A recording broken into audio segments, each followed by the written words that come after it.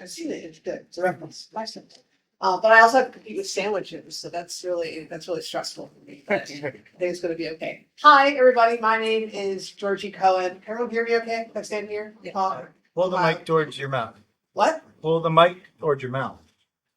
Much better. All right. I'll snoop.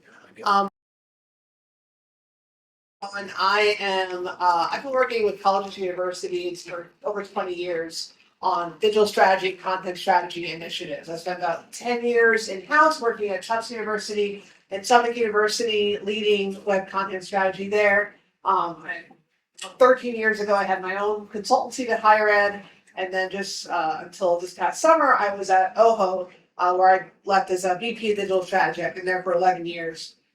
Kind of came in, started a content strategy practice there, and grew a strategy team, leading website projects, which having worked on dozens upon dozens of website projects, website redesigns, I feel I have a lot of thoughts and feelings and ideas, and I look forward to sharing some of those and hearing yours and having some discussions about them. So my talk is called Bigger Than a Breadbox.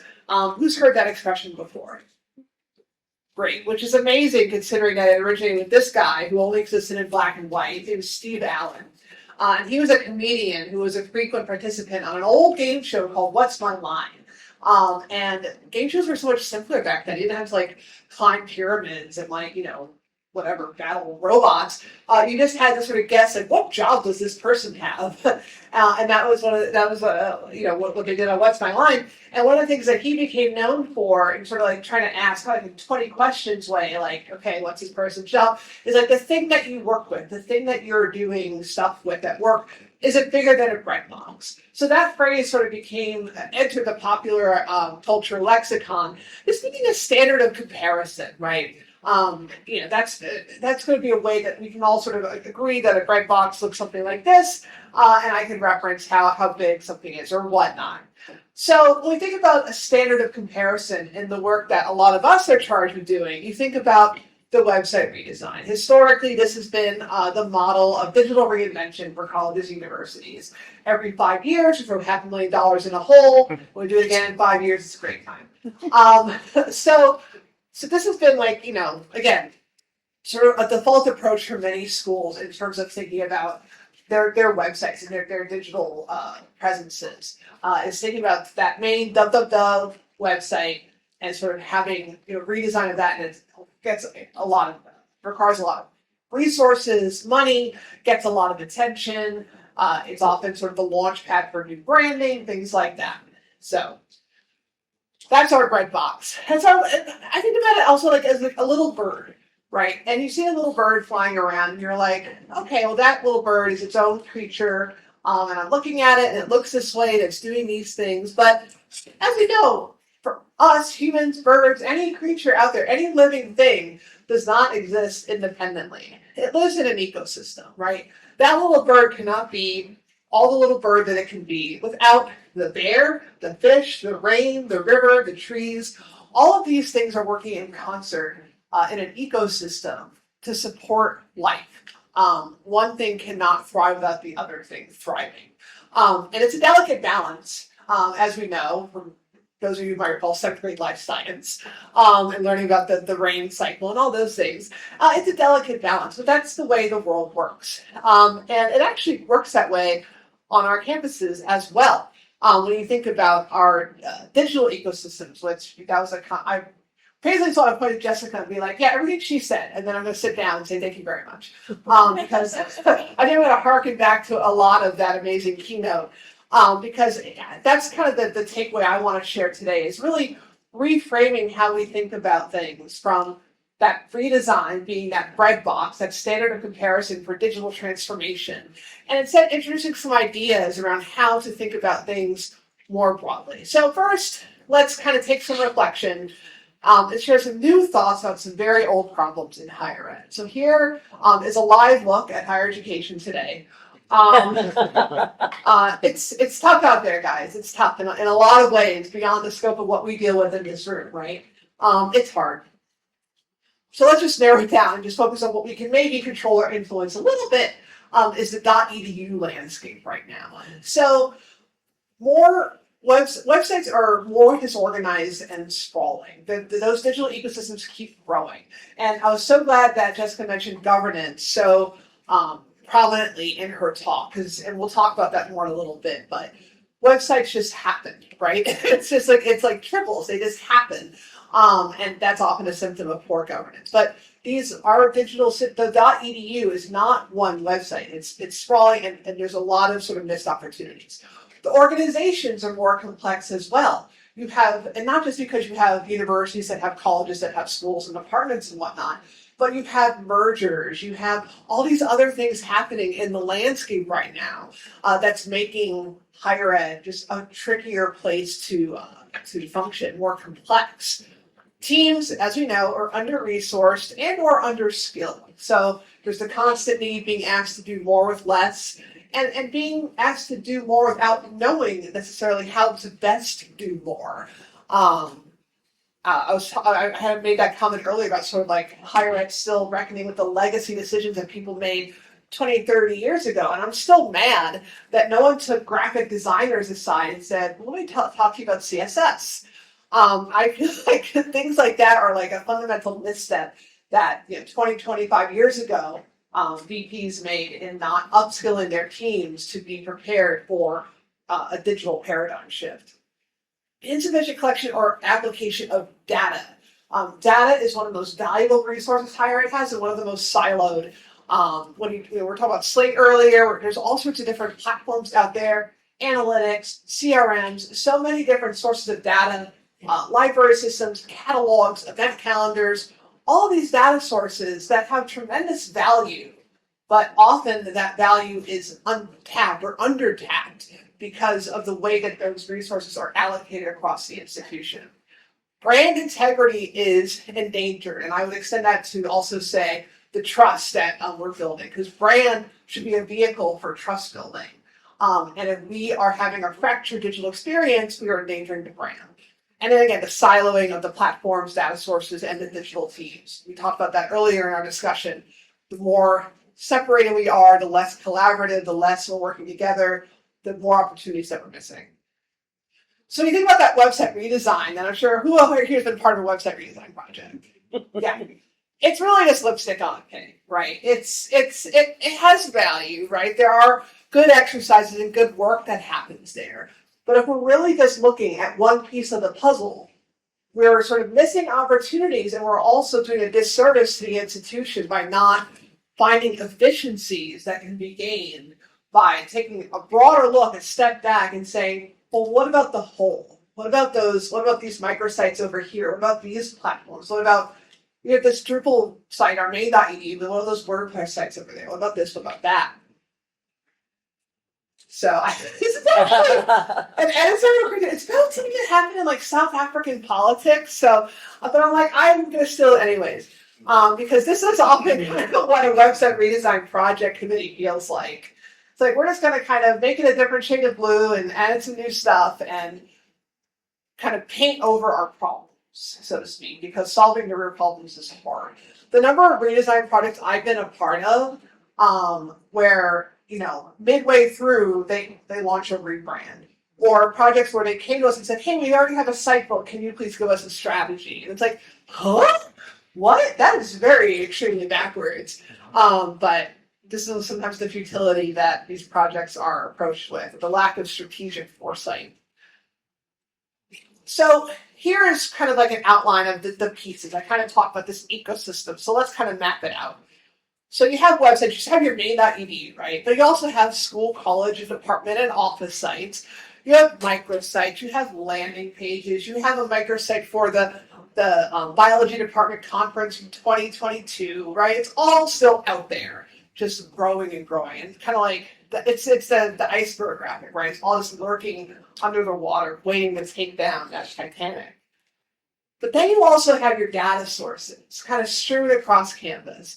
And again, we were talking about earlier, every campus can vary. Sometimes these are a little more centrally controlled. Sometimes it's the Wild West, right?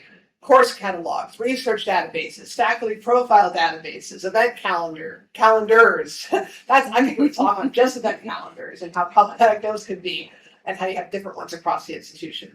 email products, social media, an athletic site, an intranet, all these digital platforms, plus different systems of record that you might want to be integrating with, different CRMs, student information systems, ERPs, right?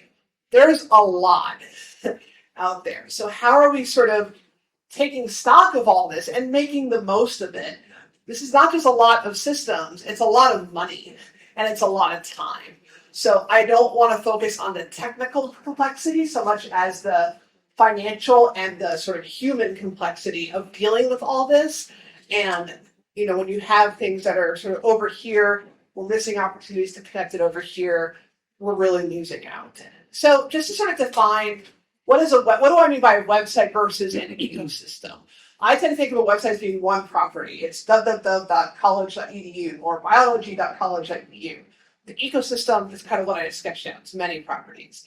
Website has a main nav and a site nav. Hi, on this site we have 5 main sections. There's pages under there. A global IA is thinking about how across all of these pieces, those EDUs and those microsites and those department sites are connected. How content's being shared. It sort of includes taxonomy, right? How are we sharing content across the enterprise? One website probably has one main purpose and audience, certainly secondary, tertiary perhaps, but at its core. The ecosystem, obviously, we're serving a lot of masters there. Standalone entity versus connected entities. The website, the ecosystem includes more than just websites. The website might have one kind of question mark, governance. My voice gets high. Ecosystem, there's a lot of people and a lot of owners to reckon with. Website is more of a closed system. It's unto itself. And ecosystem, you've enabled ways to share content across the enterprise. So these are some of those old problems that we're dealing with. A lot of institutions have redundant CMSs and platforms. You have the business schools on WordPress and engineering schools on Drupal, and that's just because they each thought that was fun and right for them. Confused ownership or decision-making. Again, the lack of governance, inconsistent user experience, and weakened brand integrity, I think, go together. User experience is another extension of brand. If people are having a poor time finding information or receiving information, that degrades their impression of you, degrades their brand experience. SEO cannibalization, so that's something important to think about if you're having. The example I always think about is program content. If you have program content on the main site, on the admissions site, on the business school site, on the catalog, what's the source of truth? If there's SEO dollars being spent on the admissions site program content, you have all this other content out there that's sort of eating your own lunch. So how do we reckon with that? Again, the ineffective use or collection of data, organizational and cost inefficiency, disconnect from institutional goals, and inefficient content publishing. There's a lot of very real business impact and strategic impact to not having sort of a larger view of finding opportunities to resolve these issues by looking at those systems and thinking about how we can de-silo and reconnect and build efficiencies across that digital ecosystem so that we're trying to bring things more in concert and leverage those opportunities. So this is what we need. We need a more cohesive, efficient, interconnected .edu approach in order to effectively and consistently convey a value proposition and support institutional goals. So again, I think it kind of reinforces what Jessica was talking about earlier. The work that we do is not just a technical exercise. It's not just publishing for the sake of publishing to say that the thing worked and the project plan was completed. There are very real missional goals that we're trying to support in our respective little ways, or should be laddering up to this bigger vision of how the institution is trying to make a positive impact on a certain field, on the community, on the world at large. And if we have the systems that we manage, if we are not, in terms of the stewardship, if we are not being effective stewards of those systems in the service of that mission, we're missing opportunities. So what I want to sort of just get people thinking about today is how to find ways to become more effective stewards and start helping move the institution forward towards this more ecosystem-minded approach and less kind of like whack-a-mole of digital platforms across the institution in order to create the kinds of efficiency and collaboration that would help support those goals and support that value prop. And I think there's a lot of chatter about design thinking in recent years, which I think is really important and has done a lot of good for bringing solutions around user needs and whatnot. But I think for this particular challenge, we need to take more of a systems thinking approach. We need to be more holistic, more analytical, thinking more about the relationships between different entities and different aspects of the work. And that requires really taking a step back, and which I think is sometimes hard in higher ed to do because we all have our little worlds. Even if our world is at the central level, we're still kind of sort of hemmed into that. But it really requires thinking about that digital ecosystem, not as a collection of things, but really as a system. And if it's a system that is not working in concert, what needs to be done to get that system running? I had to take my car to the shop last week to get redacted amount of work done on it. And, it was the kind of the same thing where I was like, something's not right. And I took the car to the shop because I don't understand cars. And I was like, there's a rattling and the brakes are crunchy. Help me. And they were like, here are all the things that are happening. I'm like, great. So we fix it. We make the car run better, which means it's really working more as an effective system. They were able to look at things holistically and identify issues that I didn't even see that were also impacting things like being shaky and crunchy, which is my very ineloquent automotive terms. But they were able to sort of see the whole, be like, well, here's why this is happening. Here's how these things are connected. And here's how it's creating this experience for you. And we're going to sort of fix all of these things. I actually think they charge a very reasonable price. I was very happy with them. Go to Good Gas and Somerville for repairs. So yeah, taking a systems thinking approach will serve us well as we're thinking about this. And in Harvard Business Review this fall, these two authors wrote that systems thinking recognizes and embraces the complexity of organizational problems rather than seeking to simplify them. And I think this is something that we're often, tempted to do. And because things are hard and difficult, and we can think about it in simpler terms, maybe even just like, trying to, minimize it to some way, it makes it easier to deal with. But these challenges are so massive, but also so important that it is important to think about things and understand the complexity. And this is the kind of the model that I always led my team with, was lean into the squish. This is kind of the attitude that I started every website project with, which is that like, I only know about 10% of what's going on right now. There's some kind of mess in here. We just have to dive in and figure it out. We may not be able to fix all of it, but at least we can sort of surface and understand what's happening and point the team in directions that would move towards positive progress. So lean into the squish is kind of like, I think, just a more fun way to say, taking that systems thinking approach to really dive into complexity and not run away from it. I think that everyone in this room is working in higher ed in these sort of technological and marketing fields because we're not just because we're all very smart, but we're also very committed to working for a missional organization, a mission-driven organization. And I think that gives us sort of the motivation to be able to dive into that complexity, the sort of wherewithal to say, listen, this is important enough that we're going to dive in and be confused for a little bit, but figure it out and work together to figure it out. It's not one person's job.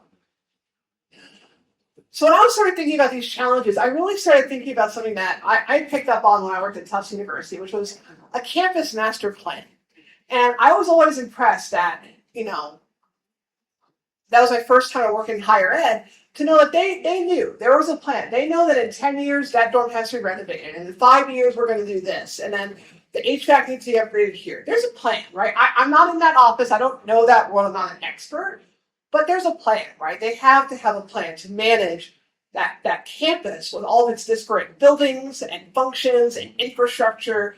There's a plan. And I started thinking, well, why don't we have the same for our digital system? So I did a little bit of research and looked at campus master plans and how they talk about them. And I was extremely impressed and saw a lot of parallels between how they talk about campus master plans and how we should be thinking about our work. Key elements of the campus master plans I looked at: alignment to institutional values and strategic plan, sets vision and goals for the future, it's a living document available to all, it involves institutional stakeholders in its creation, helps sustain, this was a phrase from one of them, an architecture of care, which I think is something really, a really lovely turn of phrase I think that we should all adapt, considers interconnectedness of elements of the built environment, and considers how the environment supports the needs of the community. Again, I think reinforcing a lot of those tenets of universities as stewards of civic trust.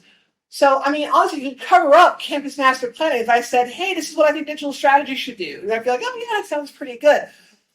But, like, we often don't think about our digital strategy or sort of how we're thinking about that digital ecosystem in those terms.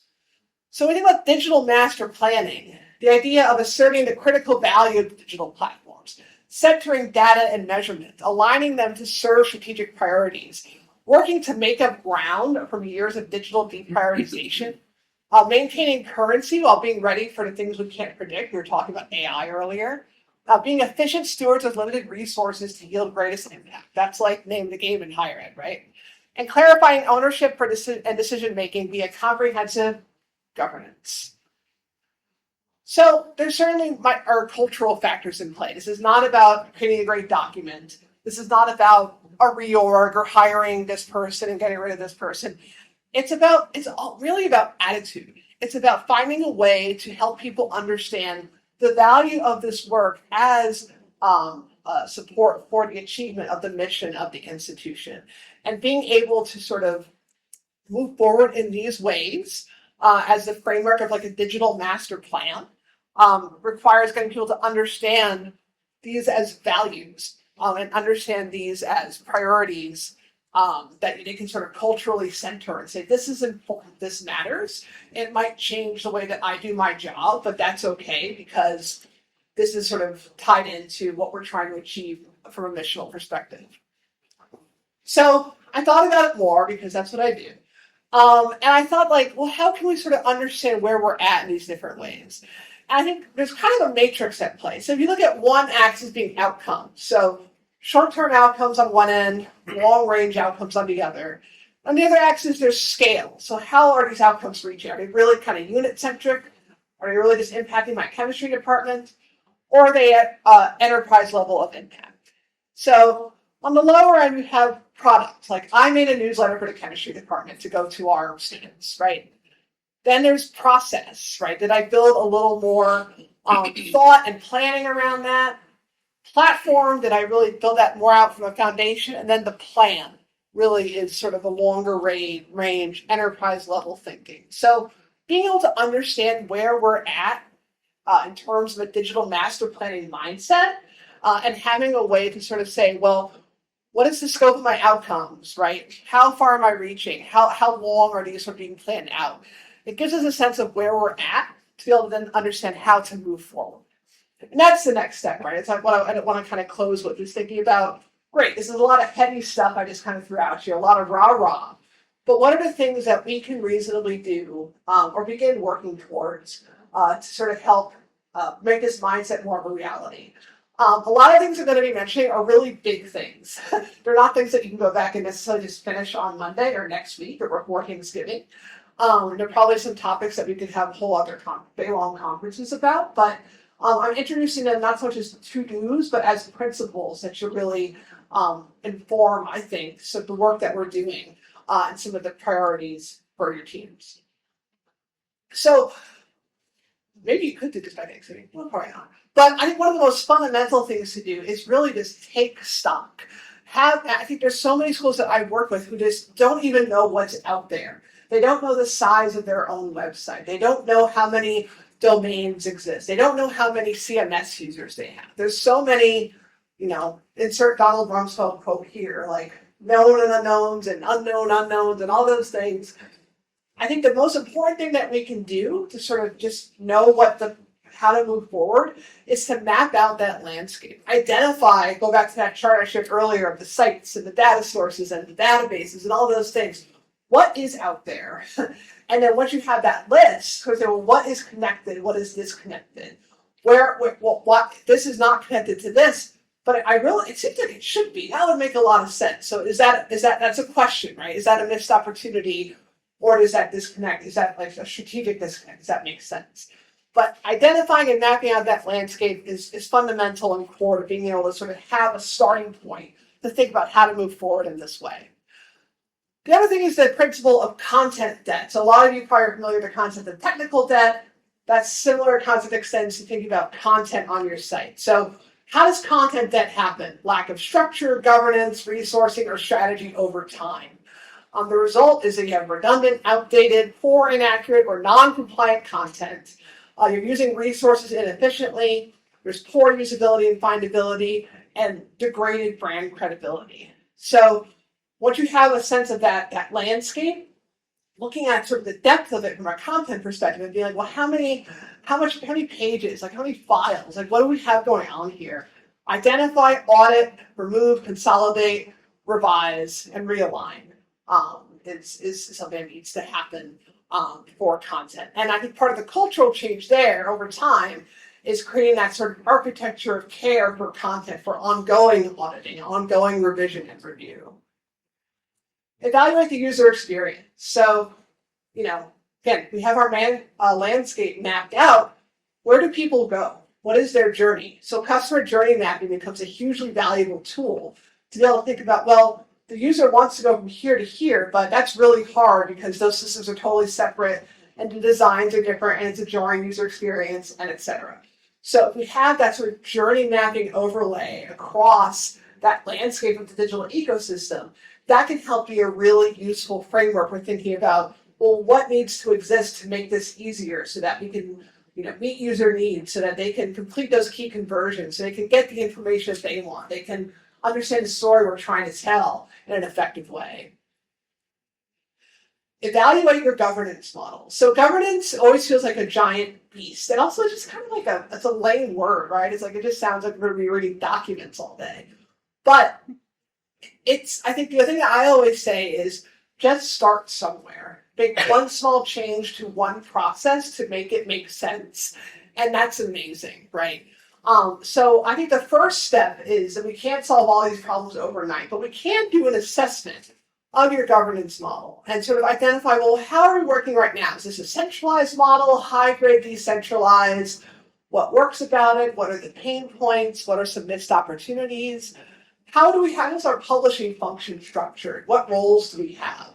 What sort of responsibilities are associated with those roles? How do those roles work in a publishing workflow? Is that effective? Is that efficient? Is that generating quality content? Training and documentation. How are people empowered to support the publishing process? Do they know how to create readable content? Do they know how to write to the brand? Do they understand accessibility and usability at the level that's appropriate for the way that they're contributing to the website? Ongoing content QA, which I just talked about. Website update requests, which is something that I could also give a day-long talk about. Thinking about the way that people are sort of asking for things to be done. If that is unmanaged, that can create a firefighting culture on a web team. That it's just, if it's requests coming in and fulfilling requests, that leaves little room for strategic, proactive web and marketing work.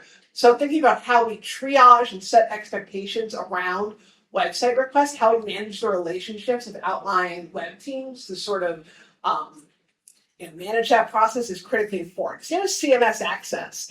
Logins aren't candy. We don't just hand them out like it's Halloween every day. So making sure that, is there accountability around completing a certain level of training before getting access? Do we have roles or responsibilities defined in a way that we're handing out the right type of access to the right type of editor? Internal communication, making sure that it's not a mystery. Whoever owns the website or the digital ecosystem should not be a mystery to the people who are then sort of managing it on a day-to-day basis or contributing to it in some fashion. There should be a relationship. It could be a Slack channel. It could be a monthly email. It could be a monthly meeting. Whatever makes sense culturally, there has to be a two-way relationship and line of communication. Having policies, someone said they're developing a policy site. I was like, yay. But having those things, and I think that, morass of documents might be good information in there, but it's not a good way to sort of be able to point and say, hey, this is what we do and this is what we don't do. So having those things defined to sort of help provide the guardrails and the rationale for why things are the way they are, having those bought in by leadership, by legal counsel, whoever needs to say, yep, that is our policy here at the university. And content planning and operation. So making sure that content doesn't just be published willy-nilly. We're not just publishing the first story that someone throws into our inbox as a suggestion. Is there a rubric? Is there a rhyme or reason to what we publish and how we publish it. Assess organizational efficiency. I'm not talking about like reorgs or firing or anything like that. It's more like we have a bunch of smart people. Are they empowered the way that they need to be to do what we need to do across our digital platforms? Do people have the right roles? Do they have the right skills? Are we tasking them with the right functions? Or is the workflow and processes that people are using to complete those functions efficient and effective? So it's not about get rid of people or add people. It's more like how can we utilize the people we have in the most effective way? Data integration opportunities. There's, again, that huge opportunity with data across the organization. So finding ways to leverage all that to gain organizational intelligence. There's so much that data can tell us, but only if we equip ourselves to really pull it in and use it for our own, to inform our decision making. Strengthening internal partnerships. So the two I want to call out, I'm coming from like a Marcom perspective, something IT, certainly. The projects I've worked at where there's been a good, positive working relationship between our marketing team and the IT team have been great. I also have procurement up there because I think I heard some chatter about this earlier, is that if procurement can be a line of defense against random systems being bought by random offices, that's going to be huge. So working closely with the procurement team to make sure there's some line of defense there. This is another day-long conference, but thinking about standardizing publishing. So you look at organizations like Yale or Harvard, so they've created platforms where it creates standards around web publishing. It centralizes a lot of the costs around that. It provides templates and systems that are aligned to the brand, aligned to best practices, and helps, make it so that you don't have random people creating random sites from random vendors, and being a huge resource to the community to sort of make web publishing easier, but also help solve and address a lot of these challenges that we talked about. Design systems also, having that in play is a huge, it obviously works in tandem with having those site publishing platforms, but again, it can help address a lot of those issues. And influencing leadership priorities. So when I worked with St. John's University, the team over there managed to get into the university strategic plan a priority around storytelling and publishing student and alumni stories to go on the academic program pages, because it aligned to the goals of being able to support how they're talking about the student experience. So that was amazing because the strategic plan is kind of like the DNA of the institution, right? Like, here's what we're going to do. So to see a marketing priority, a strategic marketing priority encoded in a strategic plan, and then informing, okay, this has to be a focus of our website. We're going to really, really think about the taxonomy, really think about these stories, and make sure that, we have systems built out that they can go to do work where they need to do across the website. That was huge. So being able to have the types of conversations up the chain, down the chain, sort of help build. Again, this is kind of like infrastructure, right? That strategic plan to help bake in those priorities. So it's not just like one person saying, hey, that's important. But instead of saying, okay, how can we encode this in the fabric of how we do business at the institution to sort of, again, build insurance around it happening consistently. So the goal, what I'm trying to get people to think about here today, is to try to shed a lot of some of the old thinking that's really left us ill-prepared for the battles ahead. I think the word of the year is headwinds. I feel like I was at AFA Higher Ed earlier this week, and if I had $1 every time, someone said headwinds, I could buy myself a really nice lunch. But so we really need to start thinking differently about the way that we do our work, the way that we've historically done our work and approached our work, to be able to face those headwinds, to be able to take on those challenges, and also embrace the new opportunities that are presented by new technology and such. So really, we're just going to become Voltron. We're going to find ways to achieve the following: future-proof your .edu, achieve efficiency and cost savings, emphasize sustainability of content, amplify your brand, be more proactive, strategic, and effective, increase collaboration, and clarify effort and outcomes. And the only way we're going to move in that direction is if we find ways to work together in concert, channel Steve Allen. So thank you very much. I appreciate your time.